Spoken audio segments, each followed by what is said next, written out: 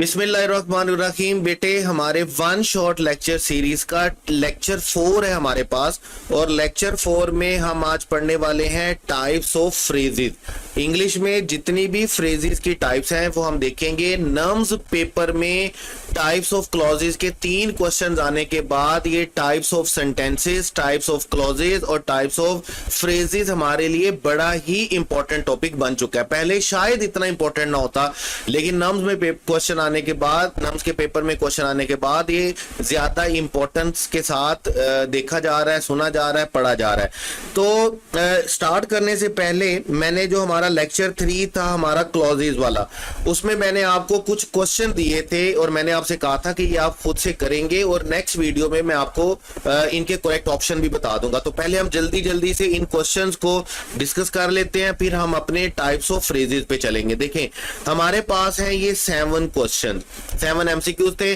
Question 1 देखिएगा, tell me where your friends live, where your friend live. अब पहली बात हम उसमें ये कर चुके थे, अगर आपको याद हो कि क्लॉज हमारे पास 2 तरह की होती है। एक क्लॉज हमारे पास क्या होती है, इंडिपेंडेंट क्लॉज, एक हमारे पास क्या होती है, डिपेंडेंट क्लॉज।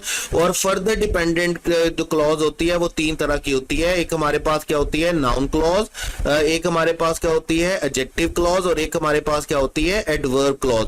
तो ये बात हम क्लॉज की काइंड्स में पढ़कर आए थे।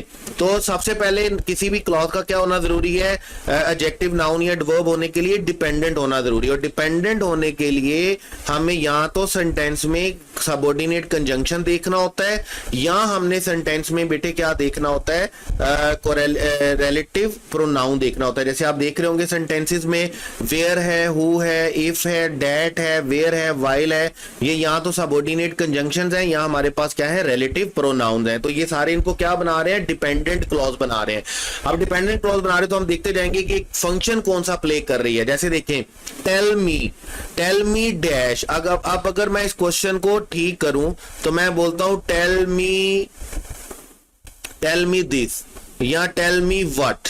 अब ये जो व्हाट वाला आंसर करेगा क्वेश्चन, वो क्या होता है, नाउन होता है, नाउन के तौर पर फंक्शन प्ले कर रहा होता है। जैसे देखें, tell me where your friend live, मुझे क्या बताओ कि तुम्हारा दोस्त कहाँ रहता है। तो बेसिकली ये क्या है, ये ऑब्जेक्ट कंप्लीमेंट है और क्या है, नाउन क्लॉज है, क्योंकि ये सेंटेंस में, ये क्लॉज सेंटेंस में किसके तौर पर रोल प्ले कर रही है, नाउन के तौर पे। इसी तरह आगे चलेंगे क्वेश्चन 2 पे, सेंटेंस 2 पे sorry, the girl who helped me. अब ये जो डिपेंडेंट क्लॉज है ये सेंटेंस में किसको डिफाइन कर रही है, किसके बारे में मजीद इंफॉर्मेशन दे रही है, गर्ल के बारे में। तो गर्ल क्या है, नाउन है, नाउन के बारे में मजीद इंफॉर्मेशन देने वाले को, मोडिफाई करने वाले को हम क्या बोलते हैं, एडजेक्टिव। ये क्लॉज चूंकि नाउन के बारे में मजीद इंफॉर्मेशन दे रही है, इसलिए हम इसको क्या बोलेंगे, एडजेक्टिव क्लॉज बोलेंगे। इसी तरह यू कैन नॉट सक्सीड, और कब तक आप सक्सीड नहीं हो सकते, जब तक, if you do not work hard, जब तक आप काम नहीं करेंगे। यानी कि ये वाला काम कब तक नहीं हो सकता, जब तक ये वाला काम नहीं होगा। तो जब हमारे पास वर्ब यानी कि एक्शन कंडीशन होगा तो हमारे पास जो क्लॉज लिखी जाएगी वो बेटे कौन सी होगी, एडवर्ब क्लॉज होगी। उसके बाद the sun is shining brightly. अब ये जो the sun is shining brightly है, ये पूरे के पूरे सेंटेंस में एक ही क्लॉज है, और जब एक ही क्लॉज होती है तो डेफिनेटली वो कौन सी क्लॉज होगी, हमारे पास इंडिपेंडेंट क्लॉज होगी, क्योंकि डिपेंडेंट क्लॉज के साथ तो एक इकलौता सेंटेंस बनाया नहीं जा सकता।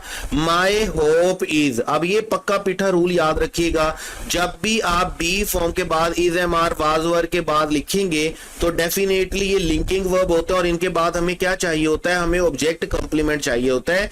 और सेंटेंस में ऑब्जेक्ट के तौर पर कौन रोल प्ले करता है, नाउन रोल अपना प्ले करता है। तो यहां पर ये जो डिपेंडेंट क्लॉज है सेंटेंस में नाउन के तौर पर फंक्शन कर रही है, इस वजह से हम इसे बेटे क्या बोलेंगे, नाउन क्लॉज बोलेंगे। उसके बाद हमारे पास है the house where I grow up. अब अगेन वही बात है कि ये डिपेंडेंट क्लॉज क्या कर रही है, ये हाउस को मॉडिफाई कर रही है, और हाउस को मॉडिफाई करने की वजह से हम इसको क्या बोलेंगे, एडजेक्टिव क्लॉज बोलेंगे। उसके बाद we stayed inside, and why we stayed inside, because while it was raining. तो यहां पर चूंकि एक्शन के बारे में आंसर कर रहा है तो इसलिए हम इसको क्या बोलेंगे, एडवर्ब क्लॉज बोलेंगे। मैंने आपको पहले भी कहा थ्योरी पढ़ने के बाद थोड़ा सा टाइम जरूर लगता है इसको समझने में, लेकिन आपने याद रखना है अगर सेंटेंस में क्लॉज ऑब्जेक्ट या सब्जेक्ट का फंक्शन प्ले कर रही है तो इसका मतलब वो क्लॉज हमारे पास क्या होगी, नाउन क्लॉज। अगर वो किसी भी नाउन या प्रोनाउन को क्या कर रही है, मॉडिफाई कर रही है, तो देन वो हमारे पास क्या होगी, एडजेक्टिव क्लॉज। और अगर वो किसी एक्शन के बारे में हमें मजीद कुछ बता रही है तो देन हमारे पास वो क्या होगी बेटे, एडवर्ब क्लॉज होगी। और ये तीनों क्लॉजेज जो है ये सब काइंड्स होती हैं हमारे पास कौन सी क्लॉज की, डिपेंडेंट क्लॉज की। तो ये हमारे पास टाइप्स ऑफ क्लॉजेज का लास्ट वाले कुछ क्वेश्चन थे जो हमारे डिस्कस करने वाले रहते थे, जो मैंने आपसे कहा था आपने खुद करने हैं। अब हम वापस आ जाते हैं अपने फ्रेज पे। देखिए जब हम फ्रेज को डिफाइन करते हैं तो आप समझते हैं हम फ्रेज कहते हैं 2, 3, 4 वर्ड्स को जिनमें ना तो सब्जेक्ट होता है ना ही वर्ब होता है, यानी कि जिनमें सब्जेक्ट और वर्ब का कॉम्बिनेशन नहीं होता। अगर सब्जेक्ट और वर्ब का कॉम्बिनेशन होगा तो फिर हम डेफिनेटली उसको फ्रेज नहीं बोलेंगे, उसको हम क्या बोलेंगे, क्लॉज बोलेंगे। और फ्रेज के अपने कोई इंडिपेंडेंट मीनिंग नहीं होते हैं। क्लॉज से तो हम सेंटेंस बना सकते हैं ना, जैसे हमने कहा कि हम इंडिपेंडेंट क्लॉज से क्या बना सकते हैं, हम इंडिपेंडेंट क्लॉज से सेंटेंस बना सकते हैं। और हम डिपेंडेंट क्लॉज को भी इंडिपेंडेंट क्लॉज के साथ जोड़कर क्या बना सकते हैं, सेंटेंस बना सकते हैं। लेकिन हमारे पास फ्रेज के अपने कोई मीनिंग नहीं होते। और फ्रेज को मीनिंग के लिए किसकी जरूरत होती है, क्लॉज की जरूरत होती है सेंटेंस में। अब देखिए अब है क्या हमारे पास कि फ्रेज की काइंड्स है हमारे पास। अब देखिए पहली बात तो ये, जैसे मैंने आपको पहले कहा था कि जैसे ही आपके पास क्लॉज का वर्ड आए ना तो आपने क्लॉज के वर्ड के लिए याद रखना है क्या कॉन्सेप्ट के सब्जेक्ट और वर्ब होगा। जैसे ही फ्रेज आए तो आपने याद रखना है ये 2-3 वर्ड्स होंगे, 2-3-4 वर्ड्स होंगे, लेकिन इनका अपना कोई मीनिंग नहीं होगा और इनमें सब्जेक्ट वर्ब का कॉम्बिनेशन नहीं होगा। अब हमने क्या करना है, कोई भी ऐसी फ्रेज, देखिए जब आप बेसिक रूल को समझ लेते हैं ना, प्रिंसिपल रूल को समझ लेते हैं तो आपके लिए सारी चीजें आसान हो जाती हैं। हमारे पास क्या है, हम पढ़ रहे हैं जी noun phrase, verb phrase, adjective phrase, adverb phrase, preposition phrase, infinitive phrase, gerund phrase और पार्टिसिपल फ्रेज। अब फ्रेज का वर्ड जहां पर भी आएगा हमें फौरन समझ आना चाहिए कि फ्रेज का तो मतलब ही क्या होता है, 2-3-4 वर्ड्स जिनमें हमारे पास सब्जेक्ट और वर्ब मौजूद नहीं होता। सब्जेक्ट वर्ब यानी कि सब्जेक्ट प्रेडिकेट मौजूद नहीं होता, ये रैंडम 2-3-4 वर्ड्स का क्या होता है, कॉम्बिनेशन होता है। अब देखिए कोई भी ऐसी फ्रेज जो सेंटेंस में सब्जेक्ट या ऑब्जेक्ट कंप्लीमेंट का रोल प्ले करे तो ऐसी सूरत में हम ऐसी फ्रेज को बेटे क्या बोलेंगे, हम ऐसी फ्रेज को क्या बोलेंगे, नाउन फ्रेज बोलेंगे। नाउन फ्रेज क्यों बोलेंगे, क्योंकि सेंटेंस में नाउन का फंक्शन ही क्या होता है कि जो चीज भी सेंटेंस में सब्जेक्ट या ऑब्जेक्ट के तौर पर या कंप्लीमेंट के तौर पर रोल प्ले कर रही होती है तो हम उसको क्या बोल रहे होते हैं, नाउन बोल रहे होते हैं। तो कोई भी फ्रेज जो सेंटेंस में सब्जेक्ट या ऑब्जेक्ट के तौर पर फंक्शन कर रही होगी हम उसको क्या बोलेंगे, नाउन फ्रेज बोलेंगे। इसी तरह अगर कोई भी फ्रेज सेंटेंस में, अब अगेन वही बात है, जब फ्रेज समझ में आ जाएगा तो verb phrase, noun phrase, adjective phrase, adverb phrase समझना तो मुश्किल ही नहीं है। और फ्रेज का वर्ड जहां पर भी आए आपने याद रखना है फ्रेज का मतलब 2-3-4 वर्ड्स का कॉम्बिनेशन है जिसके अपने कोई मीनिंग नहीं होते, अपने इंडिपेंडेंट कोई मीनिंग नहीं होते। उसको मीनिंग के लिए जुड़ना पड़ता है किसी ना किसी क्लॉज के साथ, सेंटेंस में हिस्सा बनना पड़ता है क्लॉज का। अब देखिए वर्ब फ्रेज क्या है, वर्ब हमारे पास यहाँ तो हेल्पिंग वर्ब होंगे और हेल्पिंग वर्ब के साथ साथ क्या होते हैं, वर्ब होते हैं। इसी तरह एडजेक्टिव फ्रेज वो फ्रेज है जो क्या करेगी, जो किसी भी नाउन या प्रोनाउन को क्या करेगी, मॉडिफाई करेगी, क्योंकि सेंटेंस में मॉडिफाई करने का फंक्शन ही किसका होता है, एडजेक्टिव का होता है।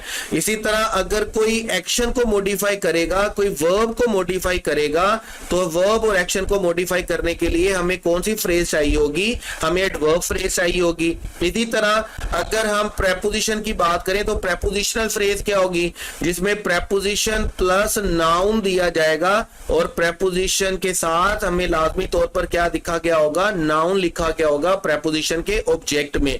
उसको हम क्या बोलेंगे, प्रेपोजिशन फ्रेज बोलेंगे। जैसे हम बोलते हैं इन द क्लास, ठीक है, ऑन द टेबल, ये हमारे पास क्या होता है, प्रेपोजिशन फ्रेज होती है। उसके बाद इन्फिनेटिव के वर्ड को आप समझते हैं, और इन्फिनेटिव क्या होता है, टू प्लस फर्स्ट फॉर्म होता है। तो जो भी 2 3 4 वर्ड्स बनाए और उनमें 2 प्लस फर्स्ट फॉर्म होगा तो उसको हम क्या बोलेंगे, इन्फिनेटिव फ्रेज बोलेंगे। इनके साथ इसका ऑब्जेक्ट दिया गया होगा। इसी तरह जेरेंड हम किसको बोलते हैं, जेरेंड हम फर्स्ट फॉर्म आईएनजी को बोलते हैं। तो सेंटेंस में वो फ्रेज जो जेरेंड के साथ सेंटेंस में नाउन का फंक्शन प्ले कर रही होगी, सब्जेक्ट या ऑब्जेक्ट का फंक्शन प्ले कर रही होगी, तो देन बेटे हम उसको क्या बोलेंगे, जेरेंड फ्रेज बोलेंगे। और पार्टिसिपल आप समझते हैं कि जब भी हम फर्स्ट फॉर्म आईएनजी को या हम थर्ड फॉर्म को सेंटेंस में एडजेक्टिव के तौर पर यूज करेंगे ना, तो हम उसको बेटे क्या बोलते हैं, पार्टिसिपल बोलते हैं। और ऐसी फ्रेज जिसमें हेडवर्ड पार्टिसिपल होगा हम उसको क्या बोलेंगे, हम उसे क्या बोलेंगे, पार्टिसिपल फ्रेज बोलेंगे। देखिए नाउन फ्रेज होना, वर्ब फ्रेज होना, एडजेक्टिव फ्रेज या कोई भी फ्रेज होने का एक मीनिंग और भी याद रखिएगा कि उस फ्रेज में हेड वर्ड वो होगा। जैसे देखिए नाउन फ्रेज में हेड वर्ड हमारे पास क्या होगा, नाउन होगा। एडजेक्टिव में हमारे पास हेड वर्ड क्या होगा, एडजेक्टिव होगा। इसी तरह एडवर्ब में हेड वर्ड हमारे पास क्या होगा, एडवर्ब होगा। लेकिन ये तो सेकेंडरी आ जाता है कि जब आप देख के जस्टिफाई करने की कोशिश करें, गेस करने की कोशिश करें। लेकिन हमारे पास क्या होता है, हमने फंक्शन को देखना है कि सेंटेंस में फंक्शन क्या प्ले कर रहा है, रोल क्या प्ले कर रहा है। अगर वो सब्जेक्ट वर्ब का, सब्जेक्ट ऑब्जेक्ट का रोल प्ले कर रहा है तो क्या है, नाउन, नाउन को मॉडिफाई कर रहा है तो एडजेक्टिव है, वर्ब को मॉडिफाई कर रहा है तो एडवर्ब है, हेल्पिंग वर्ब या वर्ब बता रहा है तो भी डेफिनेटली वो क्या है, वर्ब है। तो इस तरह हमने अपने फंक्शन को देखना है। देखिए हम कुछ एग्जांपल देखेंगे और मैं आपको पर्सनली बता दूं कि पर्सनली मेरा ख्याल नहीं है कि फ्रेज की काइंड का क्वेश्चन पेपर में दिया जाएगा। उसकी रीजन ये है कि थोड़ा सा टेक्निकल हो जाता है, थोड़ा सा एडवांस पे चला जाता है और कुछ चीजें इसमें इतनी ज्यादा टेक्निकल हो जाती हैं। जैसे अभी मैं आपको आगे बताऊंगा, फिर मैं दोबारा एक्सप्लेन कर दूंगा कि मैं क्यों ये नहीं समझता कि पेपर में दिया जा सकता है। क्लॉज की हद तक ठीक है, टाइप्स ऑफ क्लॉजेस लाजमी दिया जा सकता है, लेकिन फ्रेज को आपने पढ़ जरूर लेना है, समझ जरूर लेना है। लेकिन मुझे ऐसा लगता है कि अगर types of sentences, types of clauses और टाइप्स ऑफ फ्रेजेस में से अगर क्वेश्चन बनेगा तो टाइप्स ऑफ सेंटेंसेस या टाइप्स ऑफ क्लॉजेस में से बनेगा, टाइप्स ऑफ फ्रेजेस में क्वेश्चन बनना थोड़ा मुश्किल है। अब देखिए जरा, सबसे पहले हमारे पास है नाउन फ्रेज। नाउन फ्रेज हमें क्या कहती है कि कोई भी ऐसी फ्रेज जिसका हेड वर्ड हमारे पास नाउन होगा और वो सेंटेंस में सब्जेक्ट या ऑब्जेक्ट के तौर पर फंक्शन प्ले करेगा, रोल प्ले करेगा, तो हम उसको क्या बोलेंगे, नाउन फ्रेज बोलेंगे। अब जैसे देखिए हमारे पास क्या लिखा हुआ है, द टॉल बॉय, हमारे पास क्या लिखा हुआ है, अ ब्यूटीफुल ड्रेस। अब देखिए the tall boy is playing football. अब ये जो टॉल बॉय है, ये सारे का सारा सेंटेंस में ये जो फ्रेज है, सेंटेंस में किसका रोल प्ले कर रही है, सब्जेक्ट का। और she bought, what she bought a beautiful dress. इसमें हेड वर्ड हमारे पास क्या है, ड्रेस, इसमें हेड वर्ड हमारे पास क्या है, बॉय। और ये सेंटेंस में किसके तौर पर फंक्शन कर रही है, ऑब्जेक्ट के तौर पर। जब हेड वर्ड हमारे पास नाउन हो और सेंटेंस में वो फंक्शन सब्जेक्ट या ऑब्जेक्ट का रोल प्ले कर रहा हो तो देन हम उसको बेटे क्या बोलते हैं, नाउन फ्रेज बोलते हैं। और मैं अगेन आपको बता दूं, जब भी फ्रेज का वर्ड आपके ज़हन में आए तो आपको याद रखना है ये 2 3 4 वर्ड्स होंगे जिनका अपना इंडिपेंडेंट कोई मीनिंग नहीं होता। ये सेंटेंस में लाजमी तौर पर इनमें से किसी ना किसी एक चीज के तौर पर फंक्शन प्ले करते हैं। जैसे सब्जेक्ट और ऑब्जेक्ट के तौर पर फंक्शन प्ले करेंगे तो हम इसको क्या बोलेंगे, नाउन फ्रेज बोलेंगे। उसके बाद हमारे पास वर्ब फ्रेज, अगेन वही बात, वो फ्रेज जिसमें हमारे पास हेल्पिंग वर्ब और वर्ब होता है और वो सेंटेंस में हेल्पिंग वर्ब और वर्ब का फंक्शन प्ले कर रहा होता है, हम उसको क्या बोलते हैं बेटे, वर्ब फ्रेज बोलते हैं। जैसे हमारे पास सेंटेंसेस में है इज रीडिंग और हमारे पास सेंटेंसेस में है हैव बीन वर्किंग। ये फ्रेज हमारे पास दोनों क्या होंगी, ये हमारे पास वर्ब फ्रेज होंगी।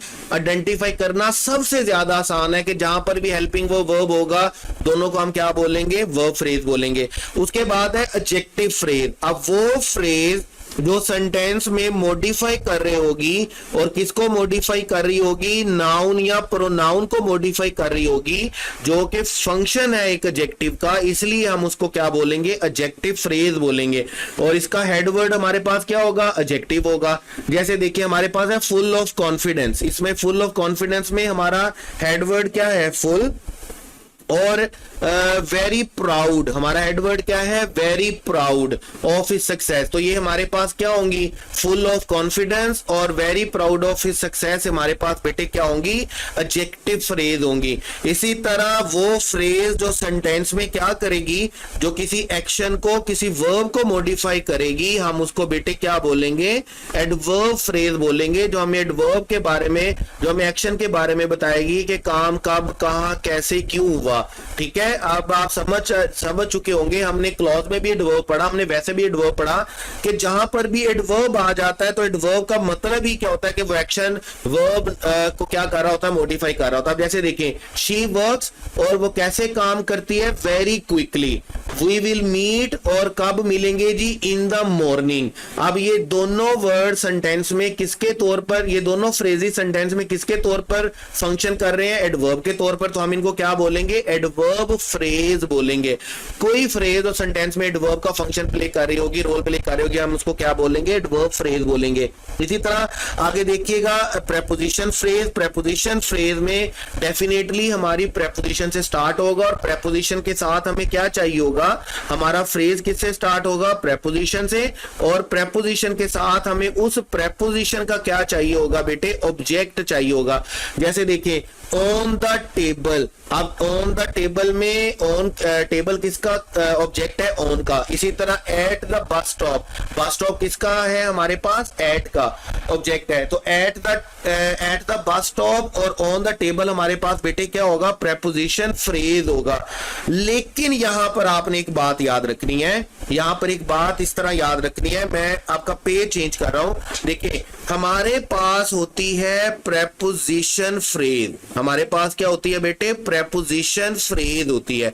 और प्रेपोजिशन फ्रेज को हमने क्या कहा कि प्रेपोजिशन फ्रेज प्रेपोजिशन से स्टार्ट होगी, और प्रेपोजिशन के साथ उसको क्या चाहिए होगा, उसका ऑब्जेक्ट चाहिए होगा। जैसे देखिए, अगर मैं सेंटेंस लिख देता हूं, मैं कहता हूं द स्टूडेंट्स आर, इस सेंटेंस को जरा गौर से देखिएगा, मैं कहता हूं the students are sitting, the students are sitting in the class. अब ये जो इन द क्लास है, ये हमारे पास डेफिनेटली क्या है, प्रेपोजिशनल फ्रेज है। प्रेपोजिशन फ्रेज कैसे है, क्योंकि ये प्रेपोजिशन से स्टार्ट हो रही है, और इसके बाद हमारा ऑब्जेक्ट भी मौजूद है यहां पर, क्लास, जो कि इस प्रेपोजिशन का ऑब्जेक्ट है। तो इन द क्लास टेक्निकली हमारे पास क्या है, प्रेपोजिशन फ्रेज है। लेकिन बात यहां पर रुकती नहीं है, आपको मुकम्मल बात पता होनी चाहिए, जहां से कंफ्यूजन क्रिएट होती है। देखिए कोई भी जो प्रेपोजिशन फ्रेज होती है ना, वो सेंटेंस में दो चीजों का रोल प्ले कर रही होती है। या तो वो सेंटेंस में एडजेक्टिव का रोल प्ले कर रही होती है, या वो सेंटेंस में एडवर्ब का रोल प्ले कर रही होती है। जब वो एडजेक्टिव का रोल प्ले कर रही होती है ना, तो देन हम इसको बोलते हैं एडजेक्टिवल फ्रेज। और अगर ये हमारे पास एडवर्ब का रोल प्ले कर रही हो, तो देन हम इसको बेटे बोलते हैं एडवर्बियल फ्रेज। यानी कि आपके पास सेंटेंस में जो प्रेपोजिशन फ्रेज लिखी होती है, वो प्रेपोजिशन फ्रेज होने के साथ साथ या तो एडजेक्टिवल फ्रेज होगी, या आपके पास एडवर्बियल फ्रेज होगी। जैसे देखें, अभी इस सेंटेंस में हमने क्या कहा, हमने कहा इन द क्लास हमारे पास क्या है, इन द क्लास हमारे पास प्रेपोजिशन फ्रेज है। क्योंकि प्रेपोजिशन फ्रेज क्यों है, क्योंकि ये प्रेपोजिशन से स्टार्ट हुई, और प्रेपोजिशन से स्टार्ट होने के साथ इसके पास क्या है, अपना ऑब्जेक्ट भी है।